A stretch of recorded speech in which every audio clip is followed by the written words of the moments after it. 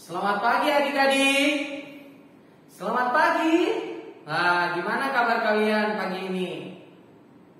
Ya, puji nama Tuhan ya. Kalau kita masih diberikan kesehatan hingga saat ini, kita harus terus bersyukur kepada Tuhan, karena Tuhan sudah begitu baik kepada setiap kita. Kalau saat ini adik-adik di rumah dalam keadaan yang sehat, itu suatu anugerah yang luar biasa yang Tuhan berikan kepada setiap kita. Mari bersama-sama kita akan memulai ibadah sekolah minggu online kita pada pagi hari ini. Saya undang semua anak-anak untuk bangkit berdiri. Kita akan menyanyikan lagu pujian Setinggi-tingginya Langit. Kasih Tuhan lebih tinggi dari langit, lebih dalam dari lautan. Ayo kita nyanyi, semangat ya nyanyinya. 1, 2, 3.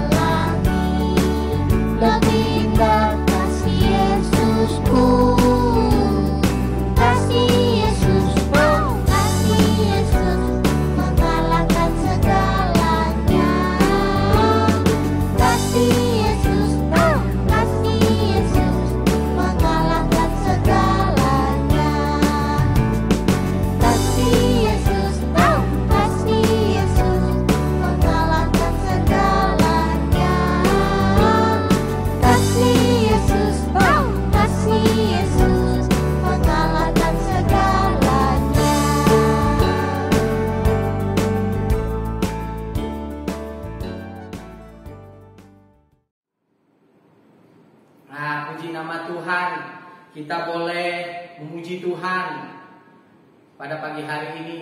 Sekarang kita mau berdoa dulu. Kita mau menyerahkan ibadah kita pada pagi hari ini ke dalam tangan Tuhan. Mari saya undang kita untuk lipat tangan, tutup mata. Lalu saya akan berdoa untuk kita sekalian. Tuhan Yesus, terima kasih buat pagi yang indah ini. Kami boleh bersama-sama berkumpul, baik kami yang mengikutinya secara online di rumah kami masing-masing. Terima kasih Tuhan untuk kesehatan yang Tuhan berikan kepada setiap kami. Biarlah kami pagi ini boleh mengikuti ibadah sekolah minggu dengan baik. Biarlah kami boleh duduk dengan tenang, boleh memuji Tuhan. Dan nanti kami akan mendengarkan firman Tuhan. Kiranya Tuhan yang memberkati kami. Kami menyerahkan semua ke dalam tangan-Mu. Di dalam nama Tuhan Yesus Kristus kami sudah berdoa. Amin. Silakan duduk adik-adik. Ya, kita akan kembali memuji Tuhan. Kita angkat pujian Hatiku Penuh Nyanyian. Biarlah kita mau bernyanyi untuk Tuhan sebagai rasa ucapan syukur kita kepada Tuhan.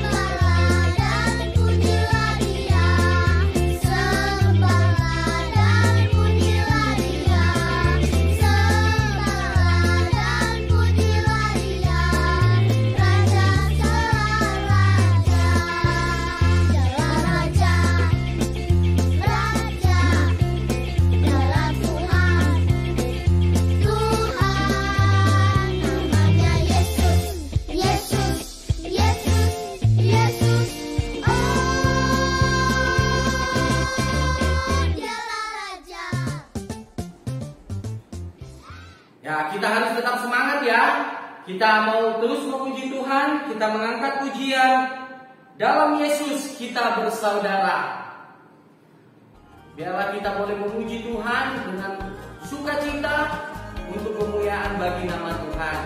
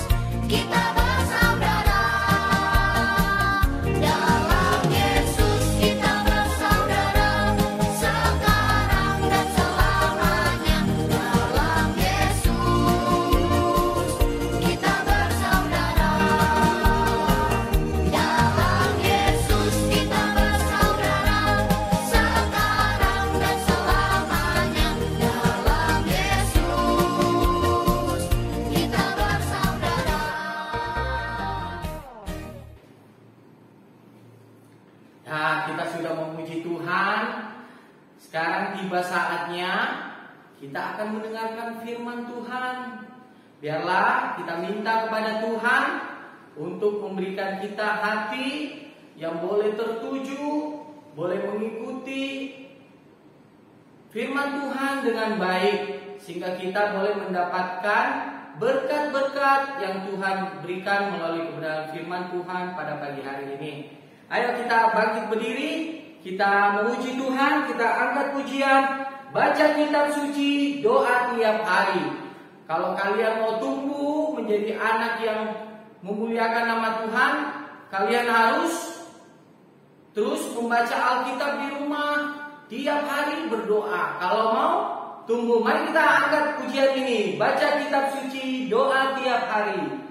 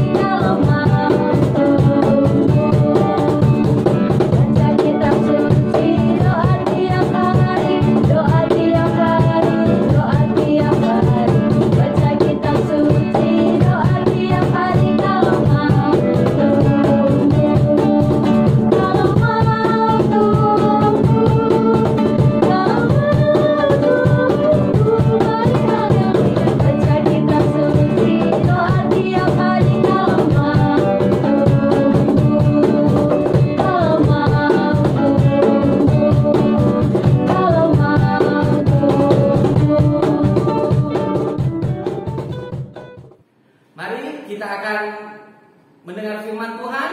Tapi sebelum itu saya undang kita untuk berdoa terlebih dahulu. Mari kita berdoa.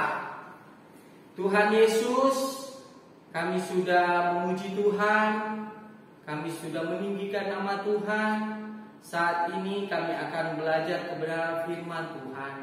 Kiranya Tuhan yang memberkati lause kami yang bercerita, biarlah Tuhan berikan dia hikmat memakai lause kami menjadi alat sehingga kami yang mendengarkan boleh mendapat berkat melalui firman Tuhan. Tuhan yang memimpin waktu kami yang ada di depan, berikan kami hati yang tertuju kepada firman Tuhan. Biarlah kami boleh duduk dengan tenang, kami boleh mendengarkan firman Tuhan, sehingga kami boleh mendapat berkat melalui setiap kebenaran firman Tuhan. Inilah doa kami, di dalam nama Tuhan Yesus Kristus kami sudah berdoa. Amin. Silakan duduk kembali. Kita akan belajar kebenaran firman Tuhan pada pagi hari ini. Yang Lause akan cerita pada pagi hari ini, Allah membebaskan Petrus dari penjara. Kalian mungkin seringkali mendengar di rumah, mendengar di berita bahwa orang yang berbuat salah pasti masuk penjara. Untuk kali ini Petrus tidak berbuat jahat, adik-adik, anak-anak di rumah. Tapi Petrus karena memberitakan firman Tuhan, dia harus masuk di dalam penjara. Mau tahu nggak ceritanya? Ayo semua duduk tenang dulu supaya Lause akan bercerita untuk kita semua. Sudah siap? Sudah duduk tenang? Ya, gini ceritanya. Pada suatu hari, Raja Herodes melihat bahwa semua orang-orang Yerusalem itu bersemangat dalam menyampaikan firman Tuhan, termasuk Petrus. Wah, tetapi ada yang tidak senang kalau Petrus itu memberitakan Injil. Lalu Raja Herodes mengeluarkan perintah untuk membunuh siapa? Bukan Petrus, tapi memerintahkan untuk membunuh Yakobus, saudara Yohanes. Petrus pada saat itu juga dicari-cari oleh Raja Herodes. Tapi Raja Herodes terlebih dahulu membunuh siapa? Yakobus. Dengan pedang dibunuhlah Yakobus. Lalu Yakobus meninggal. Sesudah itu orang-orang Yahudi sangat senang melihat hal itu. Wah, Raja Herodes melihat bahwa orang-orang Yahudi itu sangat senang karena Yakobus telah meninggal. Lalu sesudah itu, untuk menghibur orang-orang Yahudi, Herodes lagi mengeluarkan perintah untuk menangkap Petrus. Petrus adalah orang yang rajin memberitakan firman Tuhan. Wah, sesudah itu prajurit-prajurit Herodes datang menangkap Petrus. Sini kamu mau ditangkap, mau dipenjarakan. Rencananya Raja Herodes ingin membawa Petrus di depan orang banyak, lalu membunuhnya di sana. Tapi dia menunggu beberapa hari untuk membunuh Petrus. Lalu Petrus dimasukkan di dalam penjara. Di dalam penjara itu Petrus dirantai tangannya, adik-adik. Wah, Petrus diikat rantai yang begitu besar, sehingga Petrus tidak bisa kemana-mana, anak-anak. Lalu kalian tahu nggak? Petrus itu dijaga dengan begitu banyak prajurit. Di samping kanan kiri Petrus ada 2 orang prajurit. Lalu ada pintu gerbang pertama, ada pintu gerbang kedua, ada pintu gerbang berikutnya. Ada 4 lapis penjagaan Petrus. Petrus tidak mungkin bisa kabur, tidak mungkin bisa keluar dari penjara ini kalau bukan Raja Herodes yang memerintahkan dia untuk keluar dari penjara. Lalu orang-orang Yerusalem melihat hal itu, mereka sangat sedih. Di mana Yakobus telah meninggal. Sekarang Petrus harus dipenjarakan dan sebentar lagi akan dibunuh juga. Lalu kalian tahu enggak apa yang mereka lakukan? Mereka mengingat bahwa Tuhan Yesus mengajarkan untuk berdoa. Mari kita membuka Alkitabnya. Kita buka Kisah Para Rasul 12 ayatnya yang kelima. Saya akan membacakannya untuk kita sekalian. Kisah Para Rasul 12 ayatnya yang kelima. Demikianlah Petrus ditahan di dalam penjara, tetapi jemaat dengan tekun mendoakannya kepada Allah. Jadi jemaat, orang-orang percaya, mereka satu hati. Mereka berdoa, Tuhan, kiranya Petrus bisa dibebaskan. Mereka mungkin pada saat itu berkumpul, berdoa kepada Tuhan supaya Petrus bisa dibebaskan dari penjara. Karena kita percaya dalam Alkitab berkata, doa orang benar sangat besar kuasanya. Doa bisa mengubah segala sesuatunya. Maka mereka dengan sungguh-sungguh berdoa kepada Tuhan. Lalu apa yang terjadi anak-anak? Kalian tahu enggak? Tuhan mengutus malaikatnya di dalam penjara pada malam hari.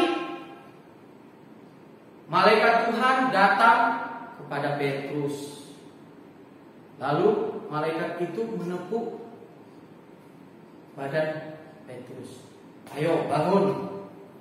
Wah, Petrus terkejut. Lalu dia bangun. Wah, dia tidak sadar bahwa belenggu rantai besi itu terlepas melalui kedua tangannya. Sungguh luar biasa. Bahkan malaikat itu berkata apa? Malaikat itu berkata, ikatlah pinggangmu dan pakailah sepatumu.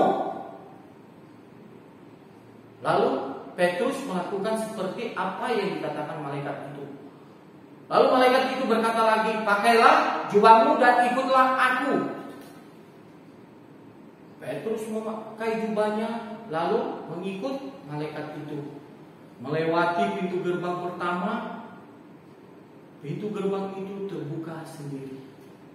Pintu gerbang kedua terbuka sampai dia mencapai pintu gerbang terakhir yang menuju ke kota. Lalu sesudah itu malaikat itu terus berjalan bersamanya sampai di pintu gerbang terakhir. Malaikat itu pun meninggalkan Petrus. Lalu Petrus sadar bahwa hal ini adalah perintah Tuhan melalui malaikatnya untuk membawa dia bebas dari penjara. Karena jemaat, orang percaya pada saat itu mereka bersatu hati di dalam berdoa. Lalu Tuhan mendengarkan doa mereka. Kalau pada saat itu Tuhan tidak mendengarkan doa mereka, kira-kira firman Tuhan, Injil tetap diberitakan enggak? Tetap apa enggak? Tetap pasti diberitakan. Kalau walaupun Petrus dalam penjara, Tuhan bisa memakai cara yang lain. Karena Tuhan, Yesus adalah Tuhan yang ajaib, yang luar biasa. Tetapi karena Tuhan mau memakai Petrus, dan melihat kesungguhan hati jemaat untuk berdoa kepada Petrus, maka Tuhan Yesus membebaskan Petrus. Lalu sesudah Petrus sadar bahwa malaikat itu sudah pergi, Petrus pun bergegas-gegas bersiap-siap pergi ke rumah Maria. Wah, dia berlari. Sesampai di rumah Maria, dia mengetuk pintunya. Misi. Wah, waktu itu ada hamba perempuan yang bernama Rode.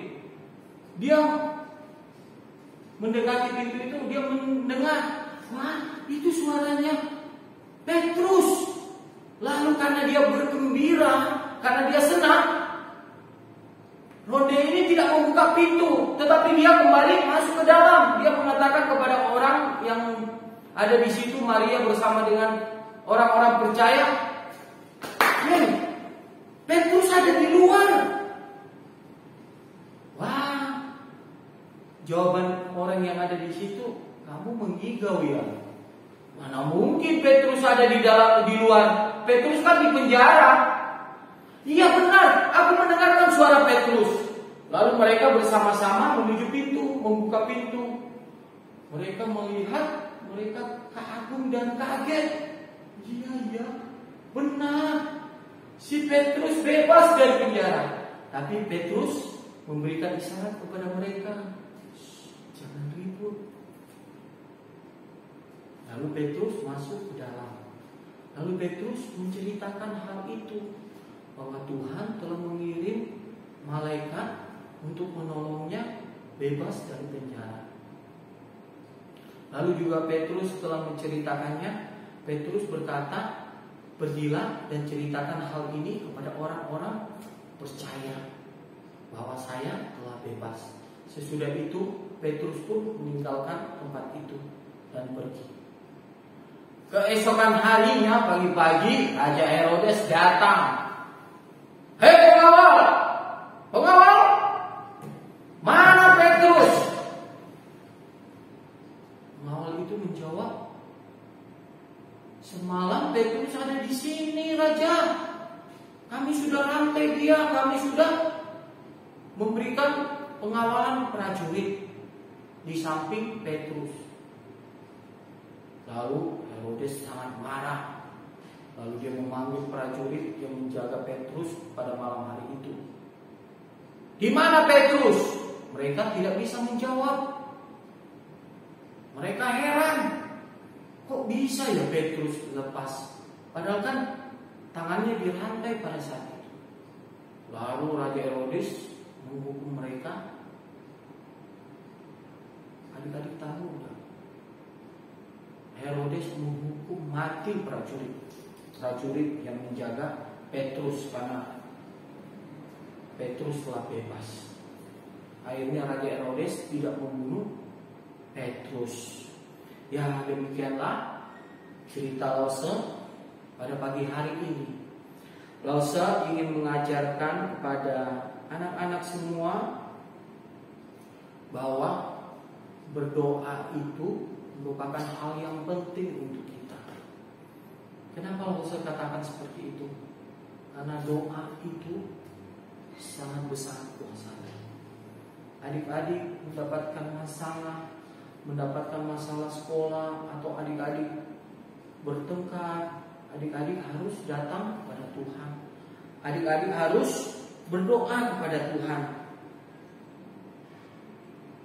Jangan saja kita juga berdoa untuk diri kita sendiri, tapi kita boleh belajar mendoakan orang-orang hamba-hamba Tuhan yang memberitakan Injil. Mungkin ada hamba Tuhan yang memberitakan Injil di pelosok-pelosok daerah terpencil. Biarlah kita boleh mendoakan mereka supaya Tuhan memelihara mereka saat memberitakan Injil. Dan kita juga harus percaya kepada Tuhan, dan kita harus yakin bahwa Tuhan akan menjawab doa kita. Kita harus juga mengucap syukur karena Tuhan sudah menjawab doa-doa kita. Jadi saat anak-anak di rumah berdoa kepada Tuhan, anak-anak mendapat jawaban daripada Tuhan. Entah itu jawabannya iya atau tidak, kalian harus tetap bersyukur kepada Tuhan. Karena apa yang Tuhan lakukan untuk kita, untuk Lause, untuk anak-anak yang di rumah, itulah yang terbaik. Karena rencana Tuhan adalah yang terbaik untuk kita. Tidak ada yang lebih indah dari rencana Tuhan. Mari kita berdoa, kita tundukkan kepala, kita berdoa kepada Tuhan. Tuhan Yesus, kami bersyukur buat pagi ini kami boleh berdoa karena Tuhan telah mengajarkan kami untuk berdoa. Kami berdoa Tuhan buat hamba-hamba Tuhan yang menginjili di daerah-daerah terpencil. Kiranya Tuhan yang menolong mereka. Kami juga berdoa buat teman-teman kami yang belum percaya kepada Tuhan. Biarlah Tuhan mereka boleh percaya juga kepada Tuhan Yesus. Karena Tuhan Yesus adalah satu-satunya keselamatan bagi kami umat manusia. Kami bersyukur buat kebenaran firman Tuhan pagi ini, di mana Petrus, Tuhan telah memberkati dia dalam pelayanannya. Tuhan juga telah mengajarkan kepada jemaat pada saat itu untuk tekun di dalam berdoa. Biarlah melalui firman Tuhan pagi ini kami semakin giat untuk berdoa dan terus berdoa. Apapun kondisi keadaan kami, baik suka maupun duka, biarlah kami boleh tetap berdoa kepada Tuhan. Karena hanya itulah kami bisa berkomunikasi kepada Tuhan. Kami boleh berbicara kepada Tuhan, boleh menceritakan isi hati kami melalui doa-doa kami. Tuhan, kiranya Tuhan yang terus memberikan kami hati yang rindu untuk berdoa. Biarlah ibadah kami serahkan ke dalam tangan-Mu. Di dalam nama Tuhan Yesus Kristus kami sudah berdoa dan mengucap syukur. Amin. Ya anak-anak, Lause sudah bercerita. Saat ini kita akan memberikan korban syukur kita kepada Tuhan.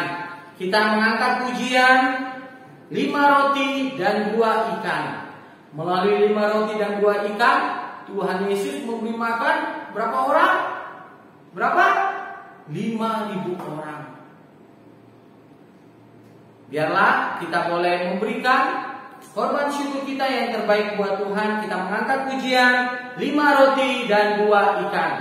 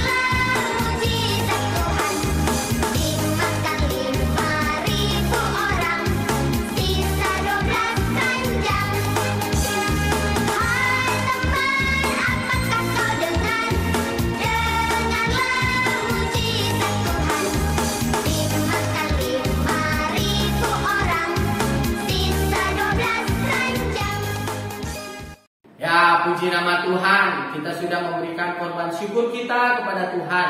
sekali lagi kita mau berdoa kepada Tuhan, kita menyerahkan persembahan pada pagi hari ini, biarlah boleh dipakai oleh Tuhan. Mari kita lipat tangan, tutup mata, kita berdoa ya. Tuhan Yesus, terima kasih buat pagi ini. Tuhan masih memberikan kami kesempatan untuk boleh memberikan persembahan.